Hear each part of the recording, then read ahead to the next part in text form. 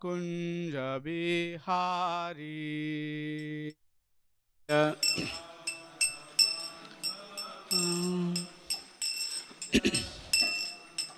बिहारी जय राधा माधवा जय कुंज बिहारी जय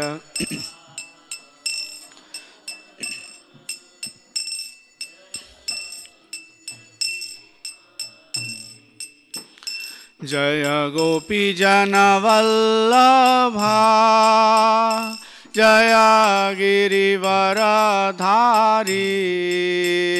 जय गिरिवरधारी जय जन वल्लभा जय गिरिवरधारी जय गिरिवरधारी जय गोपी जन वल्लभा जय गिरिवरधारी जय गिरिवरधारी जय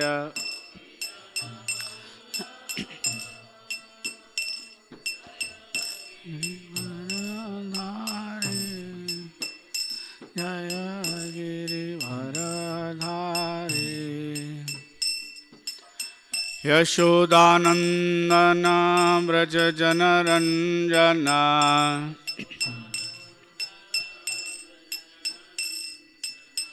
यशोदानंदन व्रज जनरंजन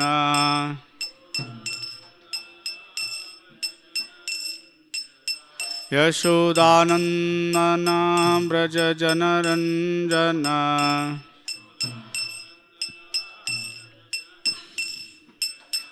यशोदानंदन व्रज जनरंजन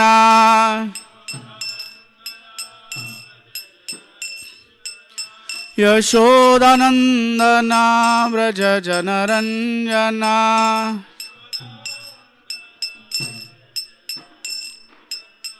यमुना तीरावनचारी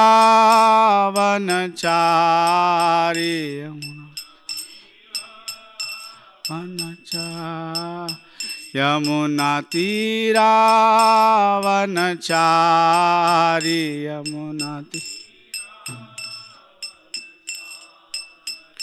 जय राधा माधवा जय कुंज बिहारी जय राधा माधव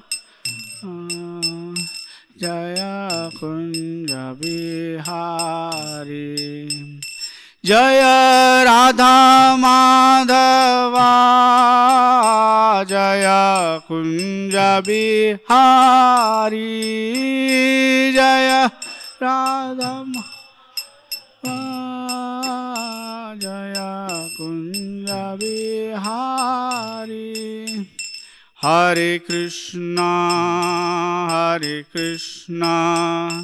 कृष्ण कृष्ण हरे हरे हरे राम राम राम हरे हरे हरे कृष्णा कृष्ण कृष्ण हरे हरे हरे राम राम राम हरे हरे जय राधा वृंदावन चंद्र राधे जय राधा चंद्र राधा वृंदावन चंद्र राधे जय जगन्नाथ जय बलदेव जय सुभद्रा जय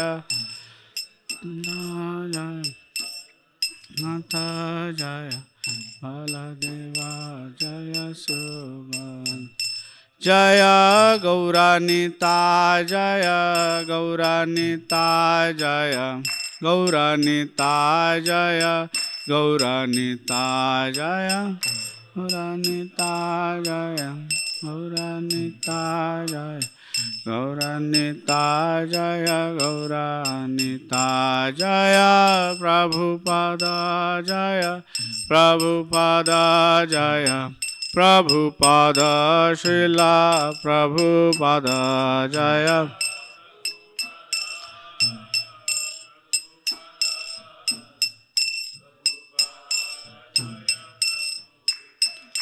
Hare Krishna Hare Krishna Krishna Krishna Hare Hare Hare Rama Hare Rama Rama Rama Hare Hare Hare Krishna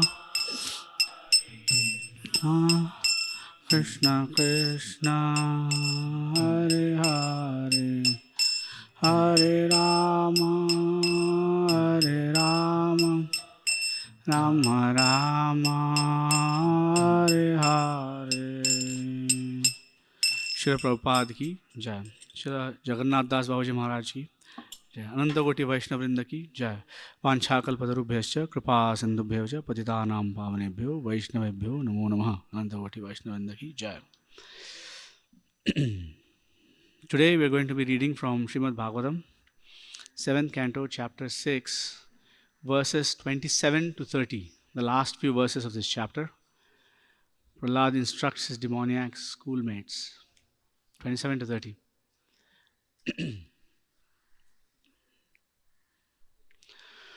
Om Namo Bhagavate Vasudevaya. Om Namo Bhagavate Vasudevaya. Om Namo Bhagavate Vasudevaya.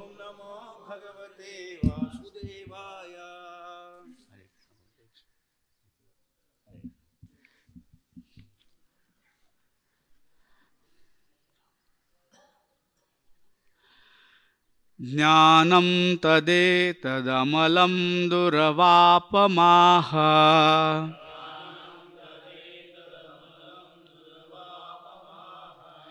Narayano narasakha khila naradaya.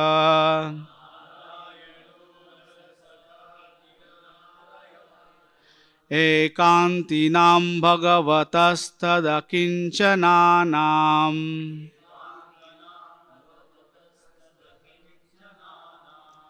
Padaravindaraja pluta dehinam syat.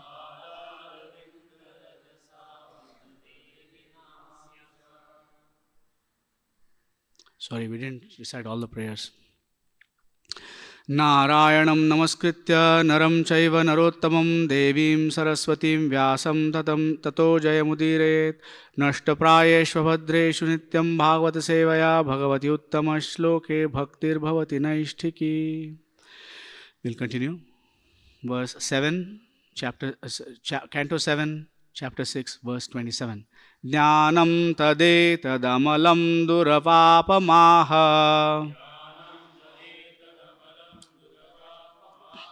Narayano narasakha kila naradaya. Ekantinam bhagavatastadakinchananam. Padaravindaraja pluta dehinam syat. Jnanam tadetadamalam duravapamaha. Narayano narasakha kila naradaya. Ekantinam bhagavatastadakinchananam. Padaravindarajasa plutadehinam syat. Please chant.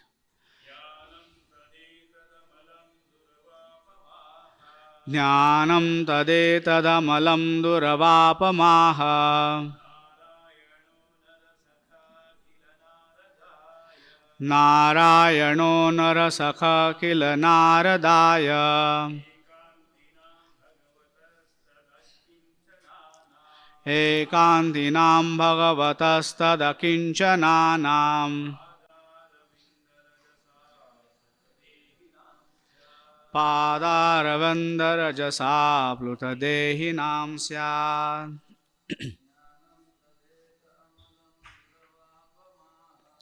Jnanam tadetaduramaha. Narayano narasakha kila naradaya.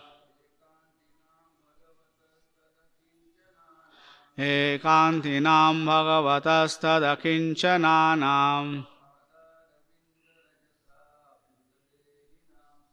Padaravindarajasa plutadehinam syat.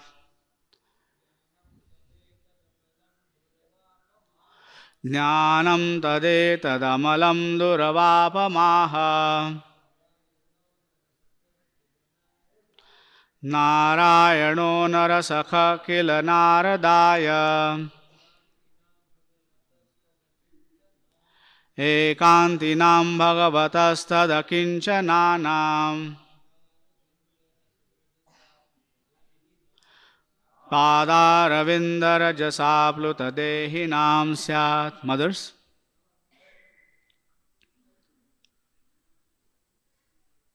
please chant. Jnanam tadetadamalam duravapamaha. Narayano narasakha kila naradaya.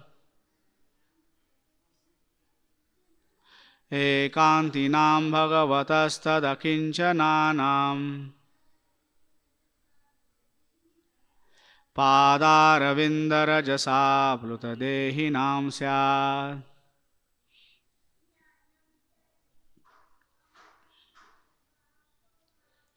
Jnanam tadetadamalam duravapamaha.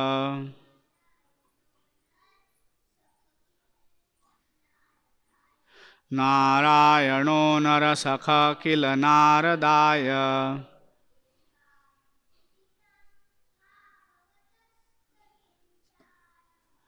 Ekantinam bhagavatastadakinchananam.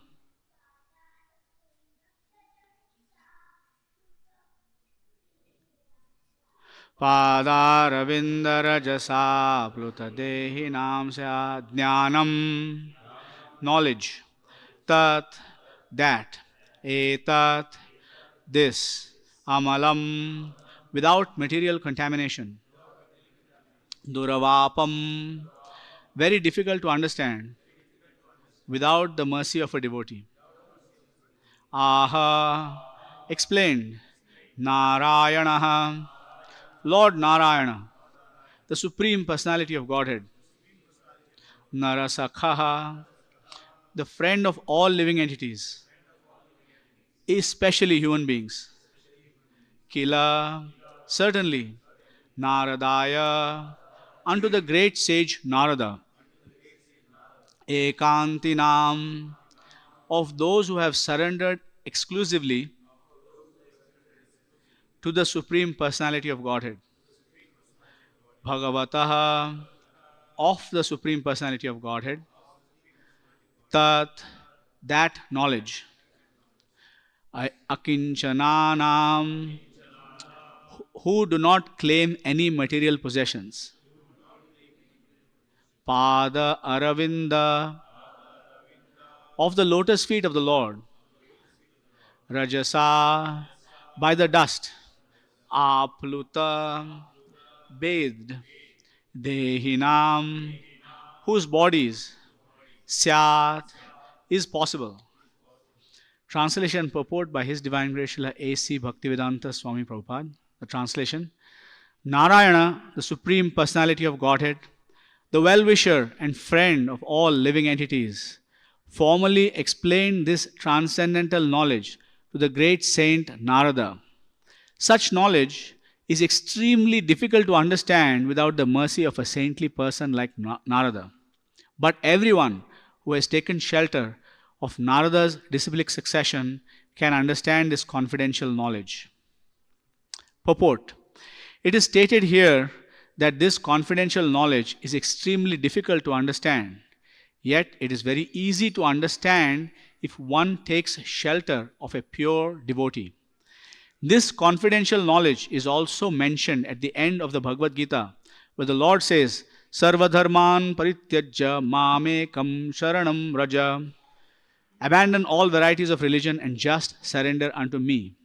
This knowledge is an extremely confidential secret, but it can be understood if one approaches the Supreme Personality of Godhead through the bona fide agent,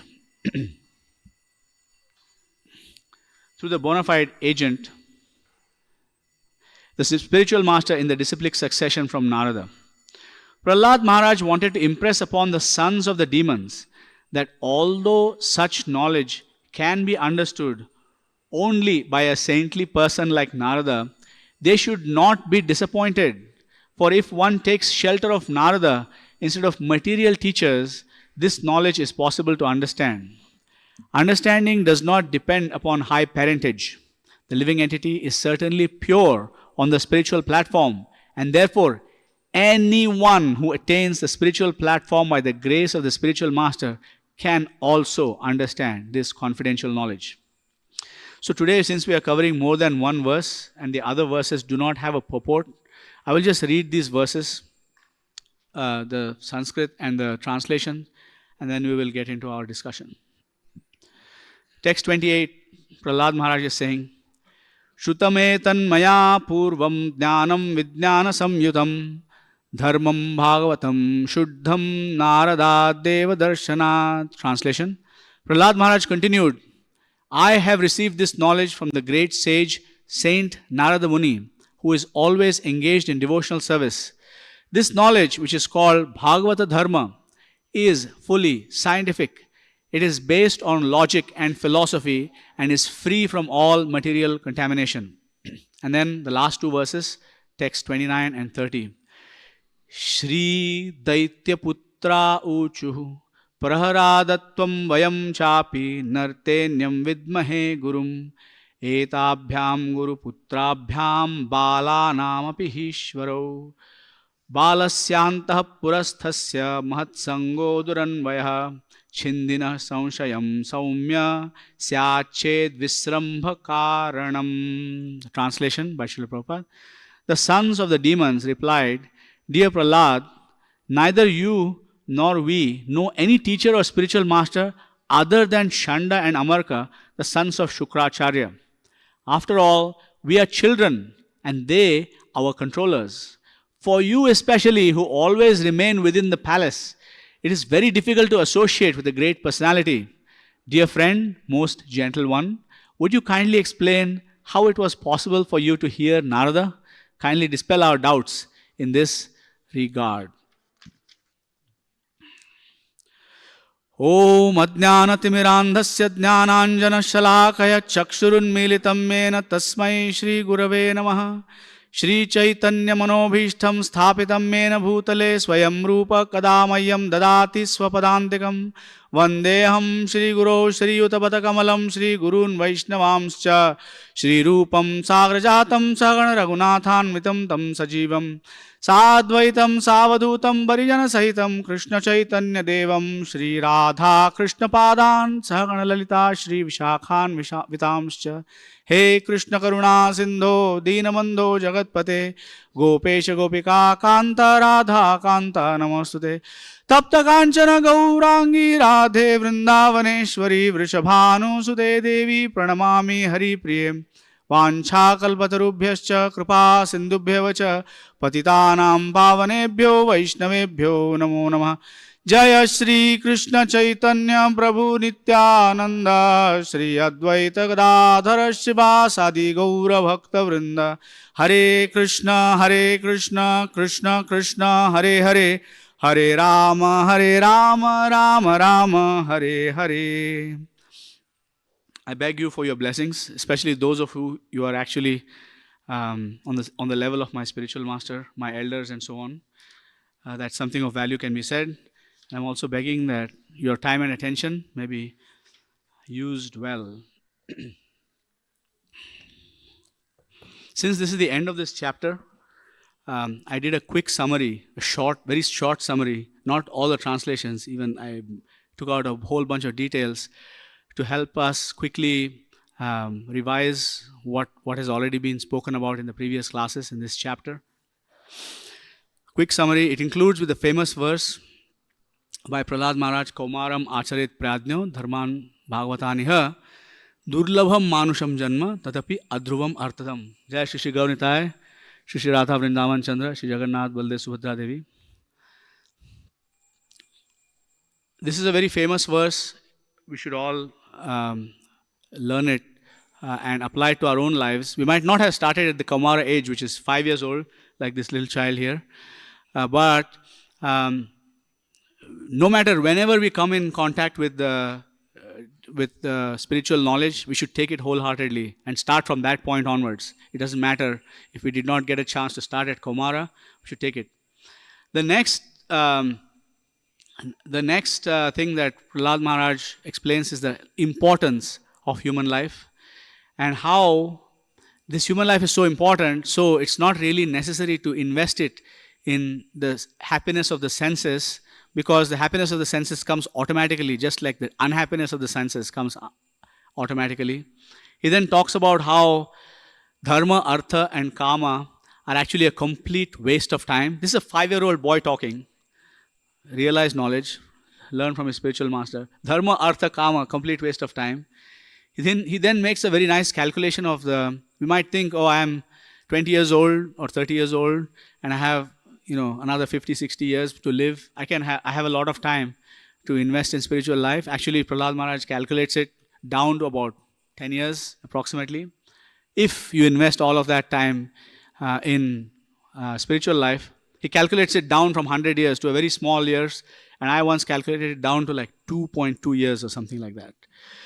In a 100-year lifespan, if you live 100 years, then you might get 2.2 years for spiritual life. So it's better not to waste that time. Prahlad Maharaj discusses the high risk in acquiring money. There's very high risk in acquiring money from any means actually. He talks about thieves and professional soldiers, etc. But there is high risk of getting distracted, even acquiring money through legal means and through non-so-called high-risk means. Even if you're in a corporate office, you can die of fatty liver. So it's very, very high risk trying to acquire money.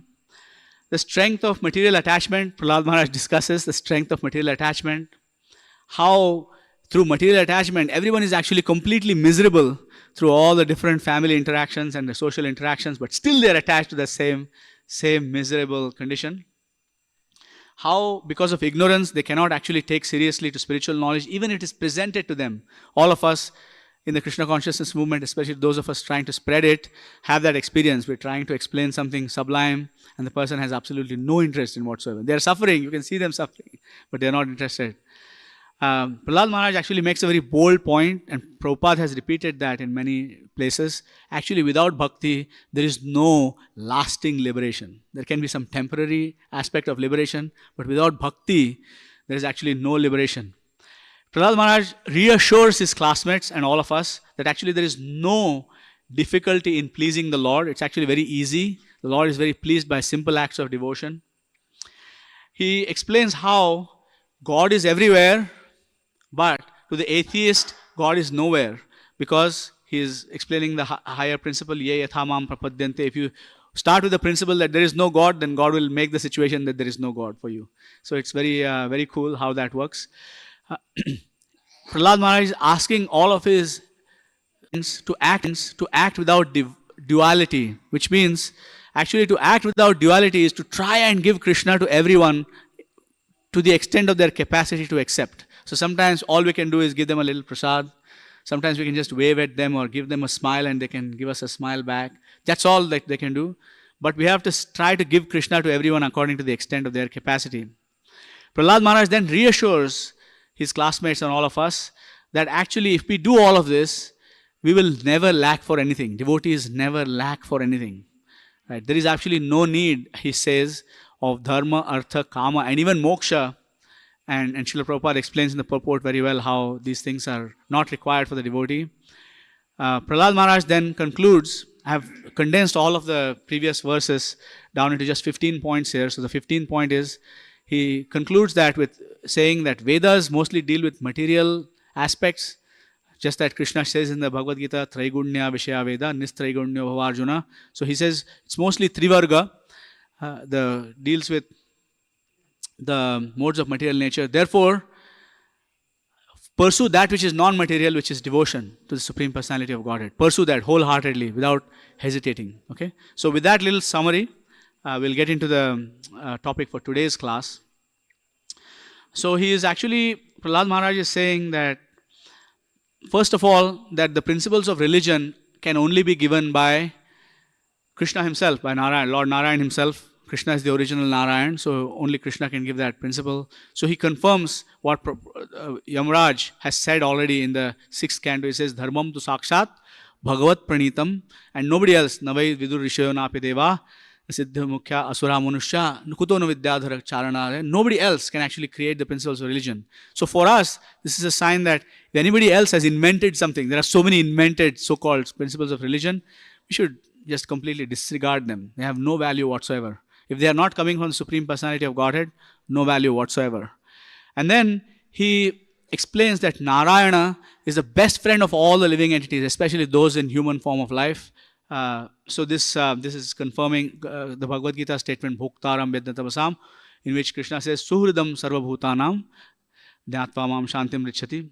So, however, our problem in this particular situation is that because even though understanding spiritual knowledge is actually the easiest thing, because we are all spiritual beings, it should be the most natural thing for us. Just like swimming in the water is natural for the fish, we have to learn how to swim, whereas fish know naturally how to swim. We have to learn how to fly, build all these complicated machines that are liable to fall down from the sky any moment in order to fly in the sky, but as birds do it naturally. Similarly, for us being spiritual beings, spiritual life comes naturally, but since time immemorial, we have practiced very hard, tried very hard, and become very expert at ignoring the voice of Krishna completely. So there is a voice of Paramatma in our heart, and our situation in the material world is that we have practiced and we have become very expert at ignoring this voice. And therefore, Prahlad Maharaj says that a mercy of the devotee is required, because that devotee, such as Narad Muni and his disciplic succession, actually help us to learn that knowledge and understand that knowledge to our material dullness, to help pierce that material dullness that is in our heart. I mean, everybody here in this room, we are all here because some devotee was very merciful to us. And we can probably count a big list of devotees who were very merciful to us. That first one who distributed a book maybe, or gave us some prasad, or invited us to a program. And then so many others who have contributed over the years to helping us stick to the devotional process. Nobody can do that without assistance from devotees. So we are all here because of that. So Prahlad Maharaj explains how it's like the dust of the lotus feet of the Lord. He has already said it in a previous chapter to his father.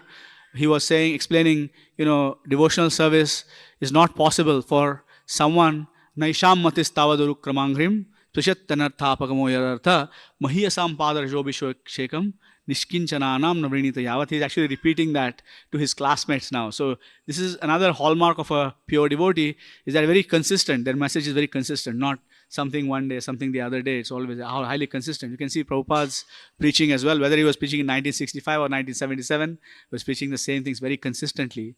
So that is a very beautiful statement. So the bottom line is that it's very difficult to understand because of our own turning away from Krishna for such a long time, but it's easy by the devotee's mercy. There are so many examples. I received a Bhagavad Gita from a brahmachari 20 plus years ago, 25 plus years ago, at Mumbai outside a railway station. And because the brahmachari could see how reluctant I was to take this, he gave it to me free of charge. This is a very rare thing for a brahmachari to give away a book like that. Grihasthas might sometimes do it and cover it, but brahmacharis usually, unless it's sponsored by somebody, they would not do that. But he did that. He was very merciful. And then after that, I read the Bhagavad Gita hundreds of times myself. First, initially to find faults, but after that, to try to understand. But you can see that even though I may have thought that I understood, I actually did not understand because my lifestyle did not change. The proof of understanding is doing. Karishya vachanam tava. Nashto moha smutir labdva tutvasadan maya chuta. Sitosmi gata sandeha karishya vachanam tava. I will do what you say.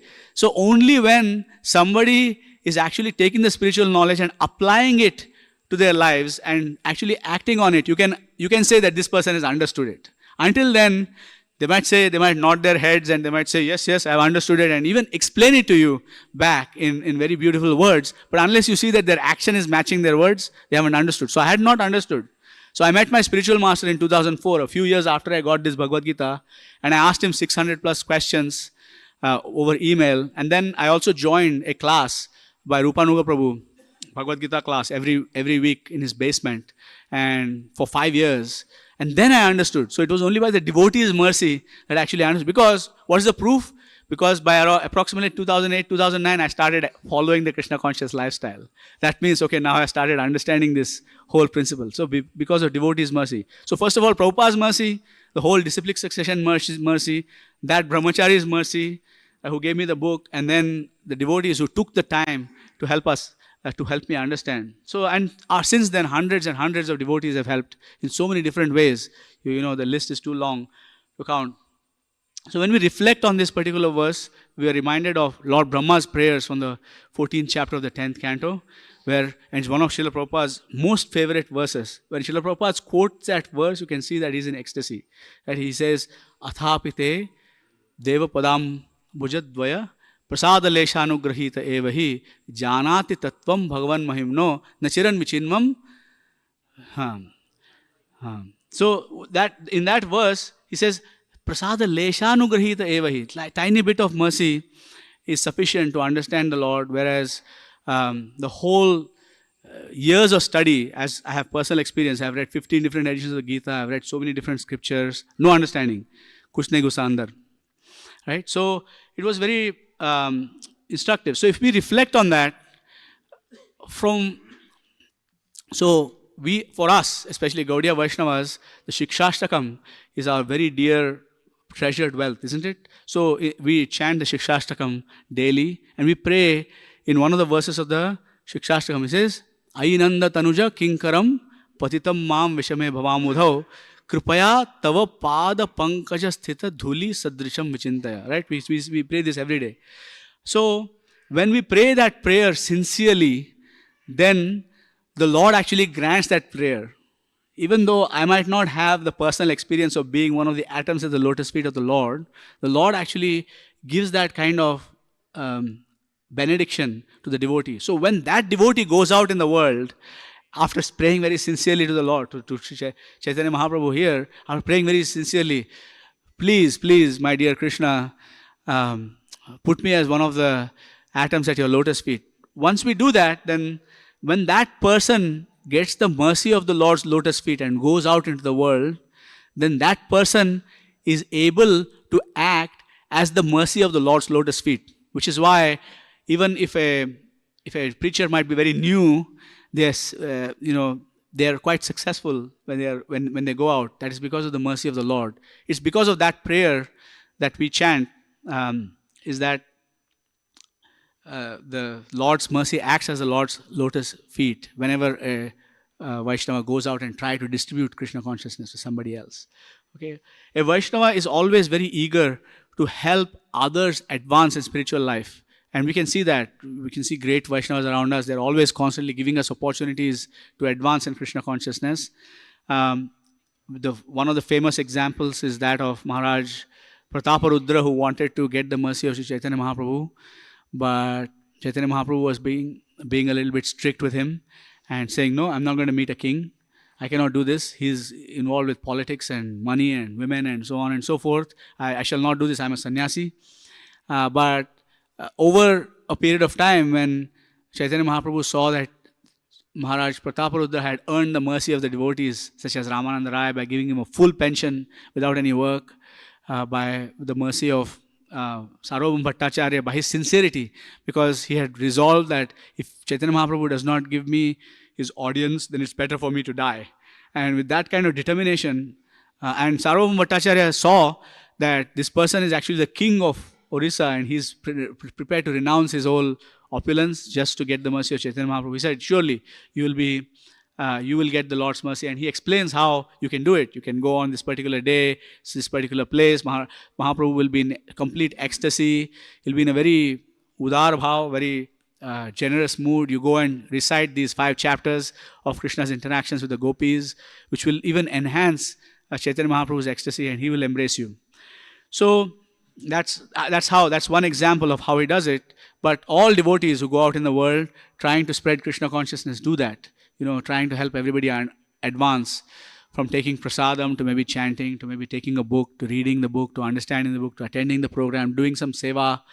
Right? Jayananda Prabhu is the famous example. I met people like that. I met at least one person like that, where Jayananda Prabhu had told him to hold a nail. And 50 years later, he still remembers Jayananda Prabhu and Srila Prabhupada and all the devotees, even though he's not a practicing devotee, he's a hippie. But still he remembers. So surely this mercy acts, hold, here, can you help me hold a nail? Like Jayananda Prabhu needs someone to help him hold a nail, right?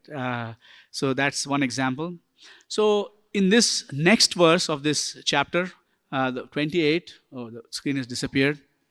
Prahlad says, he discloses who his spiritual master is. He says, I learned this knowledge from Prahlad Maharaj.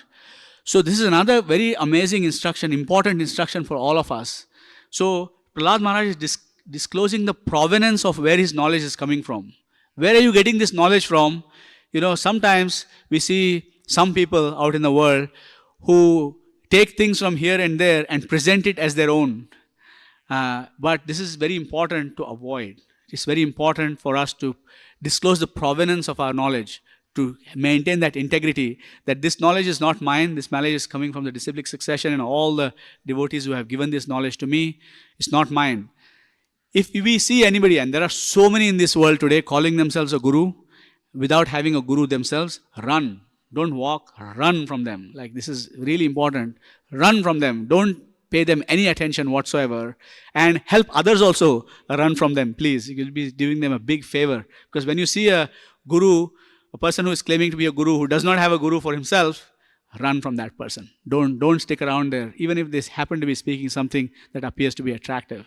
This is very important for us, because this jnana vijnana samyutam that Prahlad Maharaj says in this verse is the same as jnana vijnana sahitam yajnatma mokshasya shubhat, as Krishna has said. So Prahlad Maharaj says that this knowledge is scientific, and and Srila Prabhupada translates this in a very special way. He says it's based on logic and philosophy. So this devotional knowledge is completely transcendental. It is not logic.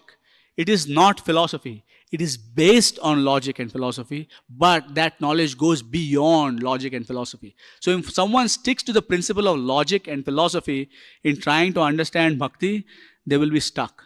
They will not go any further than that, because this knowledge is based on logic and philosophy, but there is a lot more than logic and philosophy in that knowledge. So in the last 2 verses, Prahlad's friends, who are very dear to him, are expressing a doubt. They say, if you think about it, this is Shukracharya. Shukracharya is one of the topmost brahmanas of the universe. Shanda and Amarka are his 2 sons. So this is a most elite school. You have to be like a Rajkumar to get into this college, right? It's not possible for ordinary people to get into this school that is run by Shukracharya's 2 sons, Shanda and Amarka. So you have so many schools like that. You have to be the son of a big industrialist to get in. Just the fees alone are so high that, it'll be like a month's salary for somebody else, or a year's salary even. There are schools like that. So this school that Prahlad and his friends are going to is pretty elite, right? So in this elite school, how did somebody else that is teaching some other kind of knowledge other than Dharma, Artha and Kama has come in? Prahlad, where did you learn it from? What is this? How can you meet somebody? He says, kahan se sikha hai sab? How did you learn all of these things?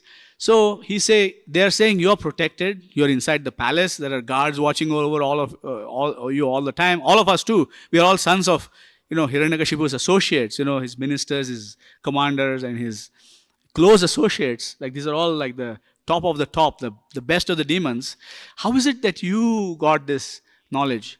So what this tells us, this particular part of the Bhagavatam tells us, is that to express doubt is not an offense. Sometimes people are afraid to express doubts to devotees, and they keep the doubts in their hearts, right? And this doubt festers and festers for months and years, and all of a sudden they're gone. One fine day you don't find them in the association of devotees. So it's very important for those devotees to actually express the doubts to someone that they are close to. Just like they trust Prahlad Maharaj. They know that Prahlad is their well-wisher. So they're expressing this doubt. So to express a doubt is not an offense. Right? Here in the Upadeshamrita also, Sri Rupa Goswami says, Guhyati, Guhyam Prichhati, Akhyati Prichhati. Right? So he says that in the chapter. So this is very important for us to know that don't keep these things that are in your heart, your doubts or your things even about Vaishnavas or their behavior or whatever. Just disclose it openly to somebody who is close to you, because this will help you to stay. I have done it, and I know that they have cleared it out completely, and I felt so relieved after that. Why someone does a certain thing in a certain way. You ask the devotees. Don't make your own conclusions. Don't speculate about that. Okay, so I will just do a quick. I will conclude with this. Okay, so in our world, spirituality is maligned. People say, you spiritual people, you're all people of blind faith, right? You believe that there is something without any proof, right? Of course, we don't accept that there is no proof. We see a lot of different kinds of proof. But what we say to the world is, blind faith may be dangerous, but even if somebody has blind faith in a very good doctor, they will be cured of their illness. Even if they don't know how the doctor is acting. You don't have to be an expert oncologist or a cardiologist to figure out that to benefit from a doctor's treatment, right? So many people have gone through many medical treatments. They don't know what is inside the medicine. They just pop the pill, isn't it? You don't understand how a headache tablet works, does it? You take it anyways. Is that not blind faith? Right? You don't understand how aspirin blocks the pain receptors in your brain. Like, does everybody understand? Everybody understand that technically? Maybe somebody who's trained medically might understand, but not everybody else. But you still take it, isn't it? When we have a headache, we have to continue our service. We take that pill and we continue the service, right? However, many devotees say this, and Chaitanya Charan Prabhu also says this very well, is that bigger problem than blind faith in the world is blind doubt. Devamrita Swami Maharaj, when he was speaking in the Rotman School of Management in Toronto, he was saying that the scientists would start off with the assumption that God does not exist. Well, first of all, God cannot be existent, because how can it? So they start with that blind faith, blind doubt. So more dangerous than blind faith is actually blind doubt, because blind faith might actually produce some kind of results, but blind faith will always keep you in the same position forever. Okay, so quick, what we did in this class here is we looked at the last 4 verses of this chapter, 27, 28, 29, and 30. So in the first one, before we started that, we did a quick summary of the chapter. So if you have if you have just 5 minutes or 10 minutes today, please go ahead and read just the translations. Even if you don't have time to read the purports, please read just the translations of this chapter. It will help us to remember it better and absorb it and reflect on it and meditate on it, right, in the heart. And then today's verse, we talked about how Lord Narayan is our best friend, but we have practiced making him not our best friend. So therefore, we cannot understand what he's saying anymore. We have drifted apart, so far apart that Lord Krishna's words, Paramatma's instructions don't make any sense to us anymore. And so therefore, a devotee, a friend of Narayan's and friend of ours as well, comes and expresses that knowledge in a way that we can understand, right? So some devotees preach in a new age way, some devotees preach without mentioning the word Krishna sometimes, right? People do those different kind of things, but they do that to attract those people who will get turned off the moment they hear the word God in the book. So therefore they don't mention those words. Just to help, we cannot misunderstand those things. That's their effort to bring those people back. So the Lord does that. We looked at different verses from the Bhagavatam where the spiritual knowledge can only come from God. Anything that does not come from Krishna should be disregarded. We understood how it is difficult for us to understand directly unless we are so pure like Narad Muni. But we can understand by the devotees' mercy. We have all our personal stories. Every single person in this room has a story of how they came to Krishna consciousness. Just recall those devotees and see how much mercy we have received. We looked at that verse from the Bhagavatam where Athapite Deva Padam Mujatvaya Prasadalesha Anugrahita Evahi. We looked at that verse where the Lord's 2 lotus feet give us the mercy that we need. But how do we get the mercy of the lotus feet? We get that through Krupayatava Pada Pankasha Dhuli. Because of that person is imbued with the power of the dust of the lotus feet of the Lord. And of course, they're taking the dust of the lotus feet of the Lord every day from the temple in the Charanamrit, and they're imbued with the Lord's dust in so many different ways. So those devotees are empowered by the Lord. So Vaishnava is very eager to help others advance. We should all strive to do that. And then, important that Prahlad discloses who his spiritual master is. He doesn't say, a little bird told me or whatever. He says, Narad Muni told me. And then the way he explains it elicits some doubts from his classmates, and we explored the part that doubts are actually very important. Arjuna asked a similar question. He says, Aparam bhavato janma, param janma vivasvataha, katham edam vijaniyam, to madhav proktavaniti. How can I understand that you explained this to the sun god when the sun was existent before you were born? 80, 90, 125 years ago or whatever the age was at that point in time.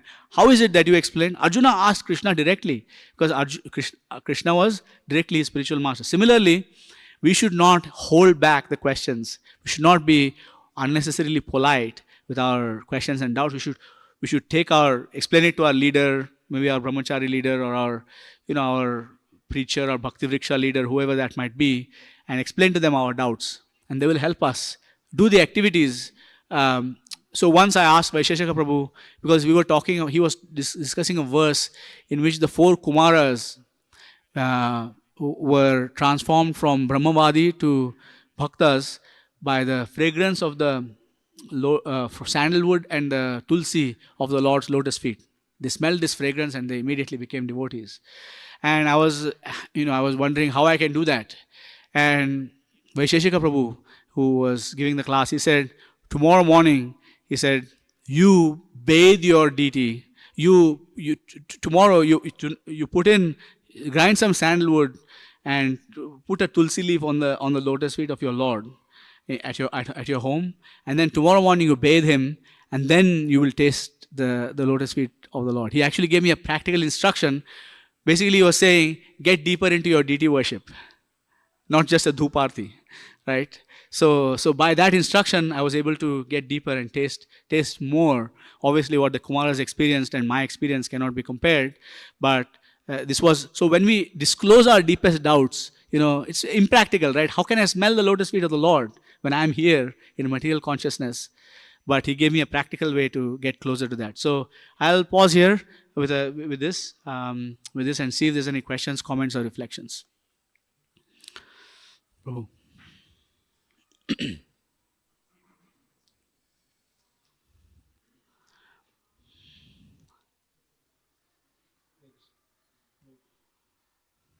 Hare Krishna, Prabhu. In this purport which you read today, Prabhupada tells that there is no impediment to devotional, the spiritual journey. So I always wonder that Prahlad Maharaj actually spoke a very core philosophy.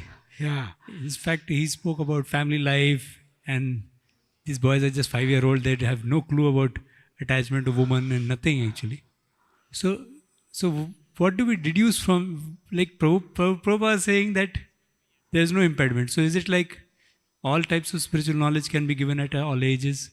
Because usually I don't see as a practice in ISKCON also that people actually speak this way. Even this teachings of Prahlad Maharaj, the book which is there, it's usually not the first book that a person can very easily take up means in his own life, even if he's a grown up. Oh, they get very nervous. Yeah. Yeah. So how do you understand this? So first of all, we have to understand that like, let me say it this way. I did not meet Narad Muni for a reason. Just as the Bhagavad Gita was not spoken to every man on the street for a reason. Bhagavad Gita was spoken to Arjuna because Arjuna was at that level where he could understand. Narad Muni came to Dhruva and Prahlad because they were at that level where they could understand. And if you look at the other Puranas, there are stories of how Prahlad came to where he was a Brahmana, and then various stories like that. So he's a very advanced devotee, first of all. So the spiritual master came, the right message at the right moment, right? So secondly, we have to understand that these boys who are 5 years old, they are the sons of like the topmost leaders of the world. They are very, very advanced. Like for example, if you saw any kind of news anytime recently, you could see that Elon Musk took his children to the White House. So they are discussing all kinds of things in the White House. So these children are hearing all of these things now at this very small age right now, correct? So what we can understand also is that these boys are very highly qualified to be able to be born in such an advanced materialistic situation. They're very, they are kriti, they are dushkriti, but they are kriti. They have a lot of, karmic power, let's say. So Shanda and Amarka have been teaching them the complete opposite of this stuff. They have been teaching them politics, by the way. They have been teaching them how to divide two people and conquer over them. They have been teaching them these kinds of things. So they were 5 years old, but they are not the 5 years old of Kali Yuga right now. Right? They are 5 years old, so they are definitely very advanced in that regard. But because they are in a different yuga and different caliber of personalities. Right? Plus, the other thing is that they are associates of Prahlad Maharaj. So they are actually already liberated souls, practically speaking, by hearing this. They are one step removed from Narad. They are Narad Muni's grand disciples, all of these boys. So they are actually, very solid. But so sometimes we see that even very young children, like there is one boy in Vrindavan who teaches Bhagavatam, young fellow, Madhav, small boy, and the way he preaches, he's not a 7-8-year-old boy preaching that way. We'll see. I mean, he is going to go through his teenage years soon, but he's definitely a very fortunate person, right? Very great soul in many ways. Then there was another boy whose picture I saw in Mayapur who had distributed 10,000 books in the marathon alone. Right? There is not too many 10-year-old boys who can do that kind of service.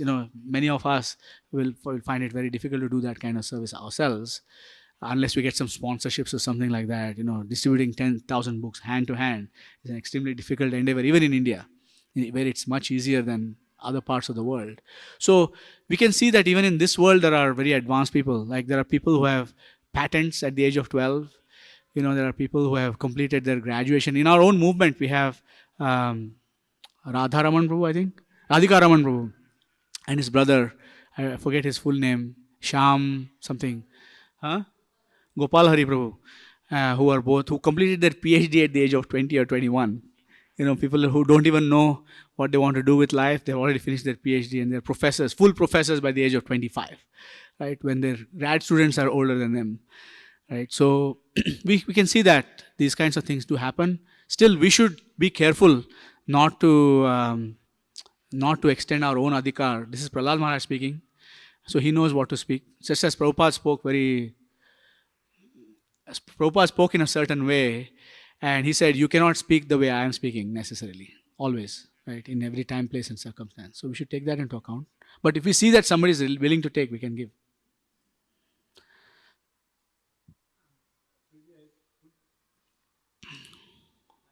Understand 2-3 points from this. One is Narad Muni spoke to Prahlad because he is a very advanced personality. Prahlad spoke to these schoolmates because they are also Kriti in some other ways and they had caliber to understand. And then we should take the Deshkal Patra and try to speak. One thing which Prabhupada mentions, that's why I was trying to understand, because Prabhupada mentions in this purport only that understanding does not depend upon high parentage. So it is not based on that situation that because they are in the high parentage, that's why they can be spoken. So like we hear about Abhimanyu hearing the Chakravarti thing in the womb only. Yes. So is the wisdom, is the knowledge transferable beyond this intellect into this soul? Is if that is the technology Krishna has given in this for the soul, That's a great question, actually. then we have that opportunity for the soul to get help at the very early age. So we know this, that the quality of the soul that is attracted into a particular man's heart and that is injected into the womb of the mother depends on the consciousness of the parents. In other words, there are millions of them, millions of jivas. One of them is getting a chance to take birth, right? So I think it's more the intellect and like the subtle body, for example, is coming from past births. It is not dependent on the high parentage in that regard, because a very, very highly intelligent person, a highly smart person can be born in a family of illiterate people. We have seen this happening. So many cases in our own movement also, right? Their parents are, but the devotees are extraordinary. So the intellect is not dependent on birth per se. It's coming from that own soul's past journey. So that's a fact. So high parentage definitely does not apply to that. So that's a material situation.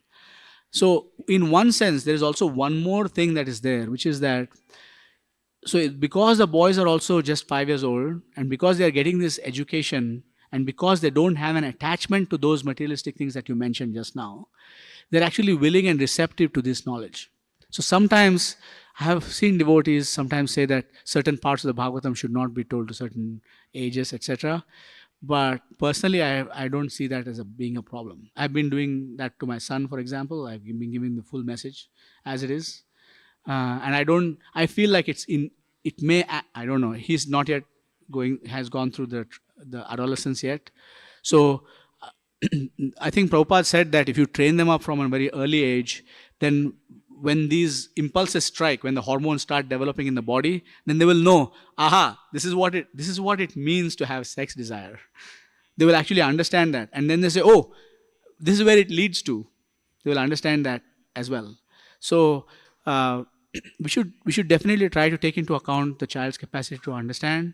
But I think if you look at Gauranga Darshan Prabhu's books, he has explained the point without getting into certain details. So if you look at his books meant for children, he has explained the point. He has not glossed over the thing, and he has not omitted it from the book, for example. Right? And same thing with the children's Krishna book and the description of the rasa dance, etc. The authors they may have taken out some details, but the principles are still there in the book. So they have not removed it. So I don't think we need to censor the Bhagavatam personally. We can explain it in a way that people can understand, but we don't have to not give the message. 5th canto, 6th canto, we should tell them this is what it is. And people say, don't tell children about death. They protect them. They don't take them to funerals and all this stuff. I took my son to funerals because I want him to see what it is. I want him to experience that. And I say, yes, you'll be protected as long as you're in the shelter of the holy name. So let's go. We can go. So we should not insulate them from these things. In the Western countries especially, it's a very bad.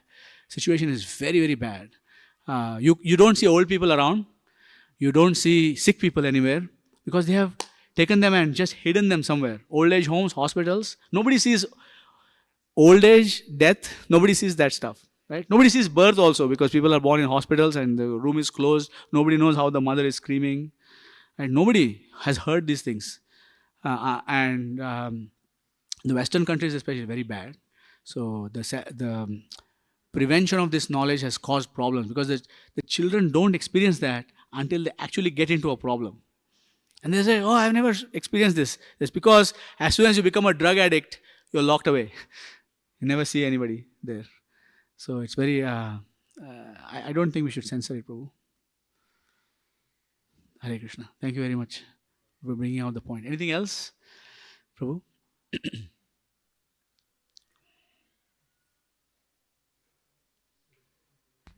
Hare Krishna. Hare Krishna, Prabhuji. Please accept my humble obeisances.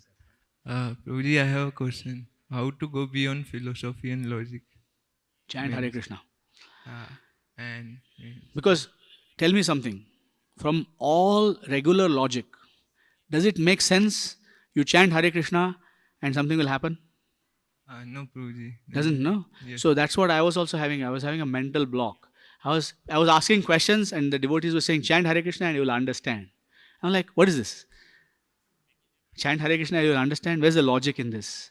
So that's why I'm saying that it's not possible unless if I had not chanted, for example, when the devotees were telling me that, then I would have never gone beyond logic. You know what I mean? So chanting Hare Krishna and chanting intensely and chanting with attention is the only way to understand that which cannot be understood by logic or philosophy. That which can be transmitted from heart to heart, but cannot be, like where the purports are there, you can give the atheists these purports and they won't understand anything over here. Make sense? So Yes. chanting and all the aspects of devotional service are on the same caliber. So offering a flower to the Lord that we offer in the temple here, right? Every single aspect of it is very potent. So when we do that, then we go beyond logic. Then we develop that intangible known as love, you know? And then it's like, why are you doing this? I don't know. Why, Krishna doesn't need to eat. Why are you feeding him? No, I can't keep my Krishna hungry. I have to feed him. Oh, he doesn't need to eat. Yes, I know he doesn't need to eat, theoretically. But when it comes down to the aspect of love, it's like, no, I can't let my Krishna starve. No, it's not possible. Where is the logic in that? No logic. So when you practice devotional service, so the logic and the philosophy is just so that we can bring someone into Krishna consciousness. But Krishna consciousness is not logic or philosophy. And logic and philosophy also, sometimes you see that devotees come into the door, you don't have to explain anything to them. They don't ask any questions like that. They just start chanting, they start pursuing devotional service.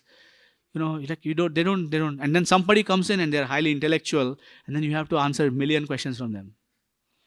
So actually, Srila Prabhupada says, Bhaktivinoda Thakur says, right, Jadavidya Mayar Vaibhav Jiva ke banaye gadha, tumhare bhajane badha.